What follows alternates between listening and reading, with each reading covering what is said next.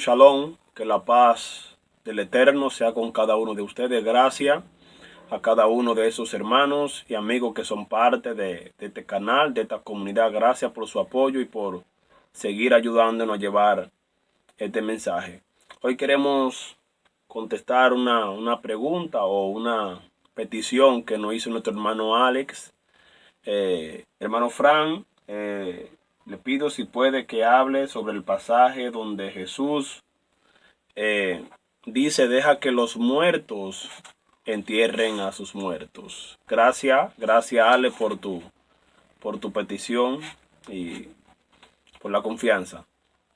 Mire, en ese pasaje, en el capítulo 8 del libro de Mateo, donde Jesús habla de este evento, deja que los muertos entierren a sus muertos, hay que notar varias cosas primero.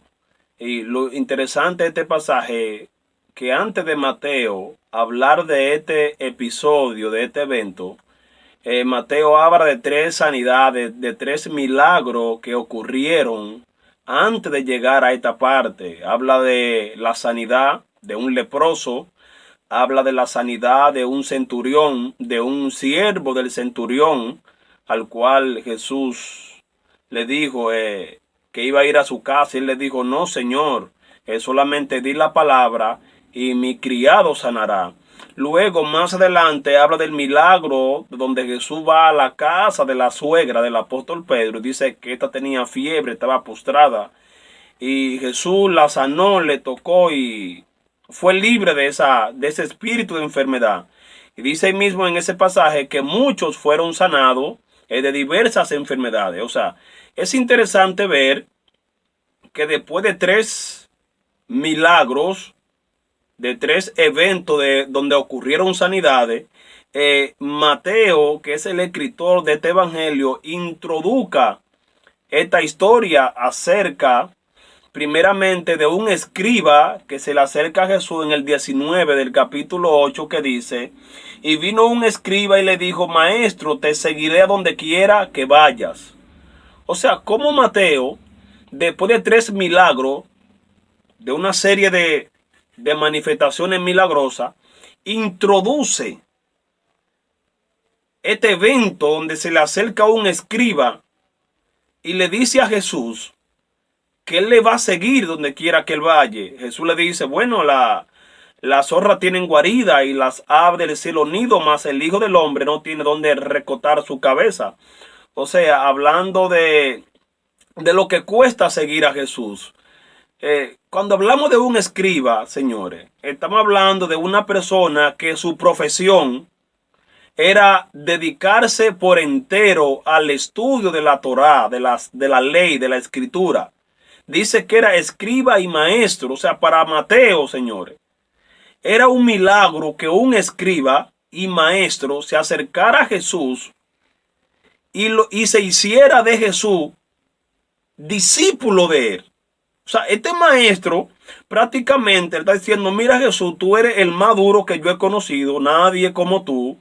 O sea, yo quiero ser tu discípulo, yo quiero que tú me enseñes, yo quiero que tú me capacites, yo me pongo a tu servicio. Señores, estamos hablando de un escriba, estamos hablando de un maestro, estamos hablando de un personaje que su profesión, que su dedicación era dedicarse por completo, de en lleno, al estudio de las Sagradas Escrituras. Estamos hablando de un hombre que manejaba los códigos, manejaba los secretos, que manejaba los 72 nombres de Dios, que manejaba los nombres ocultos, los códigos ocultos en las letras hebreas. O sea, estamos hablando de un hombre altamente capacitado, y este señor le está diciendo a Jesús que él le quiere seguir, que él quiere ser su discípulo. Para Mateo esto es un milagro. Que este escriba quiera hacerse discípulo de Jesús, Mateo lo ve como si fuera que un ciego vio, que un cojo caminó, que un mudo habló. O sea, para Mateo es un milagro. Por eso lo introduce. Después de tres eventos milagrosos, introduce esta historia acerca de este escriba y maestro que le dice a Jesús que quiere ser su discípulo. Pero luego hay otra pregunta que le hace entonces ahora un discípulo de Jesús, que es la la petición que nos hizo nuestro hermano Alex. Y dice en el 21, otro de sus discípulos, este era discípulo de Jesús. Dice, otro de sus discípulos le dijo, Señor, permíteme que vaya primero y entierre a mi padre. Jesús le dijo, sígueme, deja que los muertos entierren a sus muertos.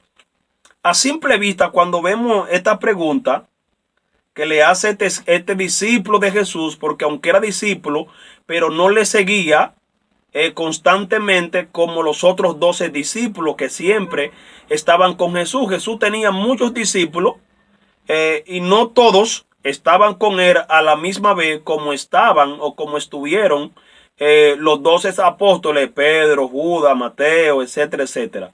O sea, este discípulo de Jesús no le seguía constantemente. Entonces él le dice a Jesús, deja que yo vaya y entierre a mi padre.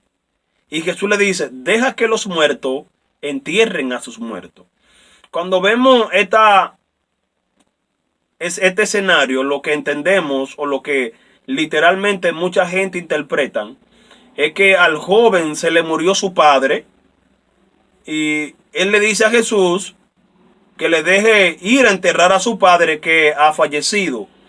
Eso es lo que literalmente se ve a simple vista. Inmediatamente cuando uno ve esto, uno lo interpreta literal.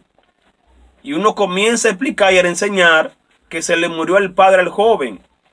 Pero el mismo Jesús dice ahí, deja que los muertos entierren a sus muertos. O sea, yo nunca he visto un muerto enterrando a otro muerto.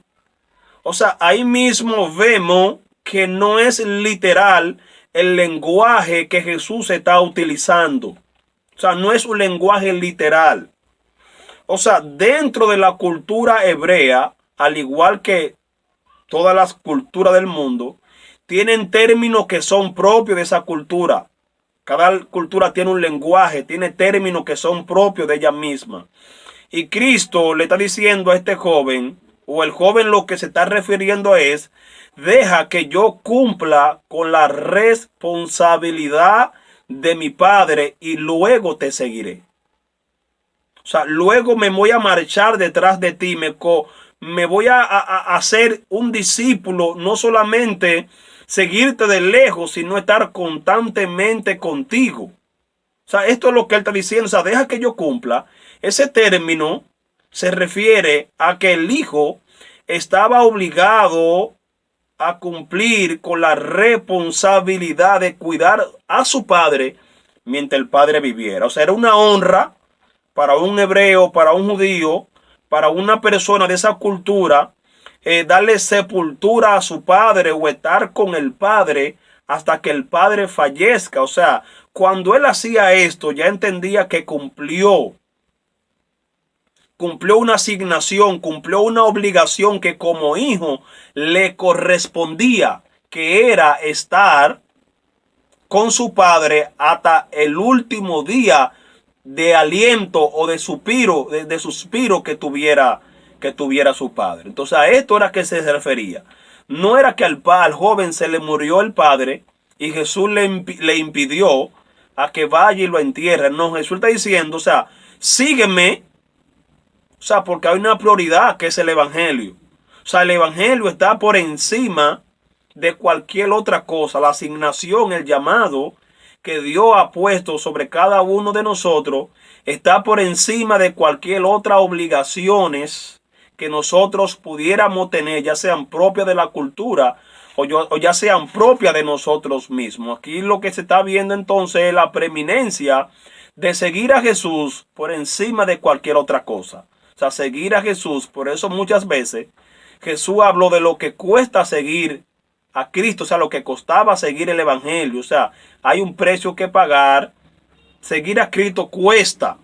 Nunca va a ser tan fácil o nunca ha sido fácil seguir a Jesús, porque tenemos que estar dispuestos a dejar ciertas cosas, abandonar ciertas cosas que muchas veces nos impiden cumplir con el llamado, con la asignación, con la responsabilidad que el Eterno ha puesto sobre cada uno de nosotros. Por esto Jesús le dice a este joven, deja que los muertos entierren a sus muertos. En otras palabras, deja que las personas de este mundo, de este plano humano, se ocupen de esas cosas y tú sígueme y ocúpate de lo que realmente tiene valor eterno. ¿Qué es lo que tiene valor eterno? Seguir a Jesús, seguir el evangelio, seguir su palabra, cumplir con su llamado. Eso es lo que era la forma en que los hebreos, los judíos utilizaban esta frase para referirse a este tipo de eventos. O sea, deja que los muertos entierren a sus muertos. Se estaba refiriendo a esa responsabilidad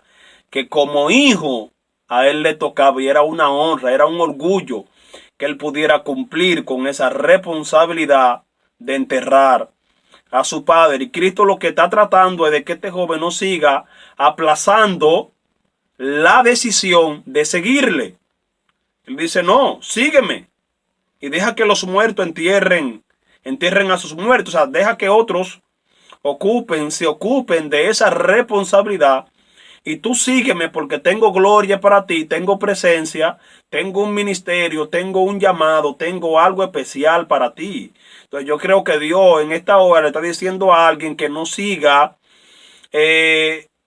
aplazando la decisión de seguirle en algo en serio, porque Dios quiere hacer algo serio contigo, algo de responsabilidad. Dios quiere usarte como un vaso de honra, como un vaso de gloria para Él llevar su palabra hacia otras personas que están sedientas y hambrientas de la presencia de Dios. Así que no siga aplazando más esa decisión como este joven, por las cosas, pudiéramos decir, de este plano humano, de este mundo. Dios tiene cosas valiosas, cosas eternas para aquellos que deciden seguirle de cerca, no de lejos. Así que Dios te bendiga, Dios te guarde y como siempre te hacemos la invitación de que te suscribas a nuestro canal de YouTube, de que comparte el video con otros grupos, que nos siga ayudando a llevar esta luz que el Padre ha puesto en nuestro corazón para compartir con el pueblo de Dios en sentido general. Así que Dios te bendiga y Dios te guarde. Shalom.